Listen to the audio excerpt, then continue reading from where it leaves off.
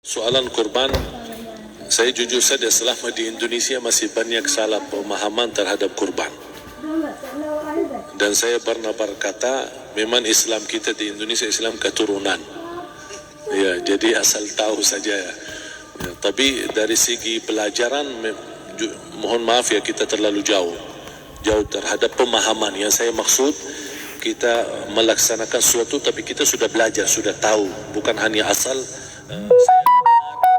saya lihat, saya bukan sebatas itu, tapi kita punya dasarnya. Dan ini kelemahan kita, di antaranya kurban. Saya pernah mendengar, bukan malah sering mendengar soal kurban dihitungkan berorang. Jadi keluarga suami istri sama 5 anak berarti jumlah 7, wajib sapi. Kalau kurang daripada itu, atau misal suami istri tidak mampu, boleh ini tahun kurban kambing atas nama suami, tahun depan atas nama istrinya. Ini hal keliru sebenarnya. Yang dihitungkan soal kurban beda sama akikah dan beda sama zakat fitrah. Zakat fitrah sama akikah terhitung berorang. Akikah laki-laki 2 kambing, perempuan 1. Kalau tidak mampu boleh. Kalau ada kembar, laki sama perempuan berarti 3 kambing. Tapi kalau tidak mampu boleh 1 kambing, tidak masalah. Yang tidak ada istilah sekarang saya kurban tapi nanti sisanya seolah-olah ada hutang sama Allah. Sesuai kemampuan kita. Di antaranya kurban. Kurban hitungannya berkeluarga, bukan berorang. Buktinya Rasulullah SAW dan juga cerita Nabi Ibrahim. Ketika Nabi Ibrahim mau sembelih Nabi Ismail, Allah turunkan apa? Pengganti sembelihan Nabi Ismail dan 1 ekor kambing dari surga. Berapa ekor kambing? 1. Padahal Nabi Ibrahim punya istri 2 dan anak. Ada istri Siti Hajar dan Sarah. Kemudian anaknya Ismail dan Ishak. Berarti semuanya berapa? 5. Kenapa Allah tidak turunkan 5 ekor kambing? Karena hitungannya memang 1 keluarga. Yang kedua, Rasul sendiri sembelih 2 kambing. Pertama, Bismillah atas nama Muhammad dan keluarga Nabi Muhammad.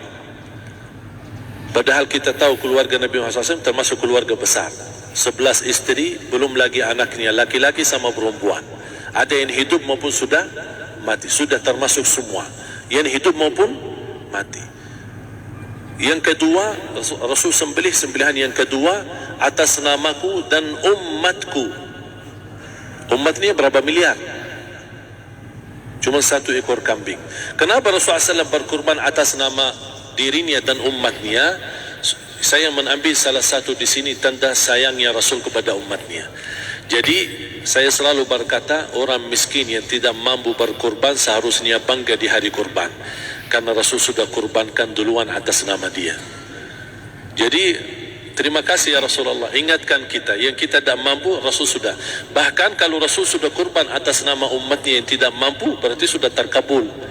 Kita aja belum tahu kabul atau tidak kalau kita berkurban. Tapi kalau Rasul sudah terjamin makbul. Oleh sebab itu, hitungan kurban itu adalah 1 keluarga. Misal, bapa punya istri, punya anak. Itu kalau mampu sapi silahkan, mampu 1000 sapi silahkan. Kalau soal kemampuan tidak ada masalah. Tapi kalau soal kewajiban, tidak ada wajib lebih daripada 1 ekor kambing. 1 ekor kambing. Misal kalau bapa punya istri 4, misal, cuman ini misal ya. Istrinya 4, setiap istri anaknya 10, berarti jumlah berapa? Anak 40, istri 4, berarti 44, sama bapa 45. Wajib 1 ekor kambing saja, cukup untuk semua ini. Tapi kalau soal mampu, ya silahkan. Mau 1000 kambing boleh, mau 1000 sapi boleh. Tidak ada yang melarang kalau soal kemampuan. Dan kalau kita mau sembelih, Bismillah atas namaku dan keluarga. Tidak perlu bawa data-data nama keluarga. Jadi disebutkan tukang sembelihnya ada capek menunggu sambil sebutkan nama-nama. Tak perlu. Udah Bismillah atas namaku dan keluarga. Termasuk kata atas namaku dan keluarga, termasuk orang tua yang sudah meninggal. Termasuk orang tua yang sudah, karena kita adalah hasil daripada orang tua. Itu sudah termasuk, tidak perlu kita sebutkan. Ada sebagian ulama membolehkan kalau kita mampu, mau khusus kambing atas nama orang tua, tidak masalah kalau kita mampu. Tapi kalau kita tidak mampu, itu sudah termasuk orang tua kita bersama keluarga besar kita. Ini salah satu kenikmatan, dan ini termasuk juga sedekah yang berguna bagi orang yang sudah meninggal di keluarga kita. Wallahu ta'ala. Dan juga masalah panitia, bisa kita mewakili. Kalau kita tidak mengerti sembelihannya dan tidak mengerti cara bagiannya. Tapi ada satu sunnah yang termasuk kehilangan sunnah ini, adalah banyak yang tidak mau makan dari hasil kurban. Padahal itu sunnah Rasul. Dari akikah boleh makan, dari kurban pun boleh makan. Bahkan sunnah SAW dibagi 3. Sepertiga pertama dihadiahkan. Maksudnya kata dihadiahkan kepada orang kaya.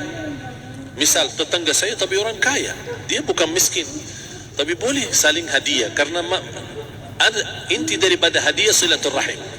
Ada keluarga kita termasuk mampu, tapi saya kasih, ini alhamdulillah saya sembelih sapi. Barangkali dia tidak mampu, cuma sembelih kambing.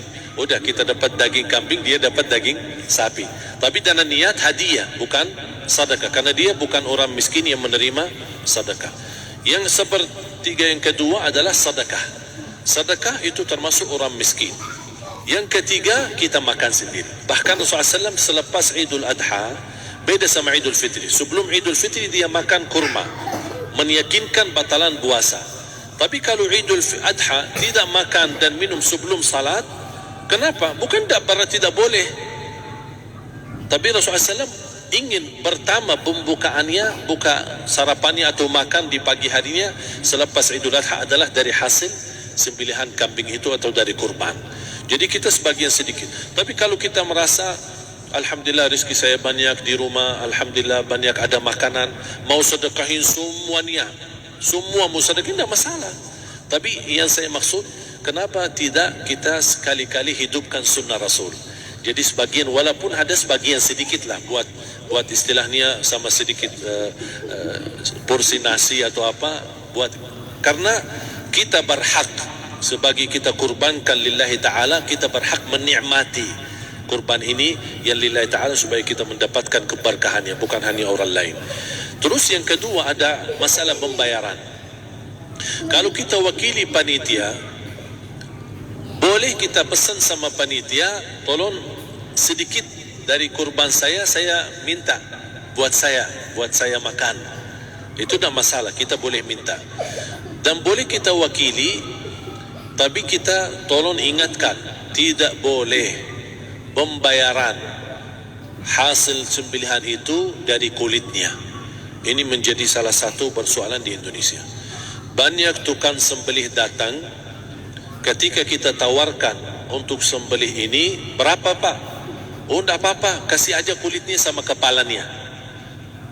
Jangan Anda setuju, jangan Anda terima. Oh maaf, saya tidak bisa.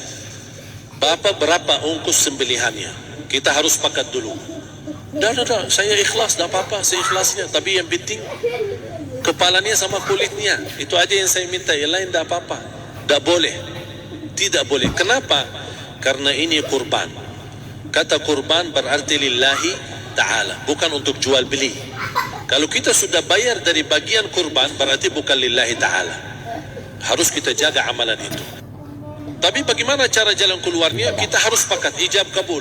Sepakat dulu, Pak, saya udah begini, saya kasih untuk sembelihan 50.000. Bapak setuju? Ya udah setuju. Selesai kan? Sudah sembelih, sudah potong, sudah semua. Lepas ini semua kita kasih ongkos 50.000 ongkos sembelihannya. Habis itu, Pak, kulitnya sama kepala hadiah buat Bapak. Itu dah apa-apa, dah masalah. Tapi bukan untuk bayar sembelihan. Faham maksud saya? Harus dibedakan supaya jangan sampai amalan kita kurban habis biaya, habis ini malah tidak diterima karena sudah kita bayar sebagian daripada kurban. Saya silahkan bayar apa yang kita sepakati, mau hadiahkan kepada dia karena kita tidak bisa guna. Buat apa yang kita mau gunain kulitnya, tidak bisa. Tapi mereka buat mereka lebih berguna, oleh karena itu kita bisa hadiahkan untuk mereka. Bahkan kita bisa juga kasih daging untuk mereka bisa menikmati sebagai sedekah. Wallahu taala alam. Man bersoalan kurban, saya jujur saja selama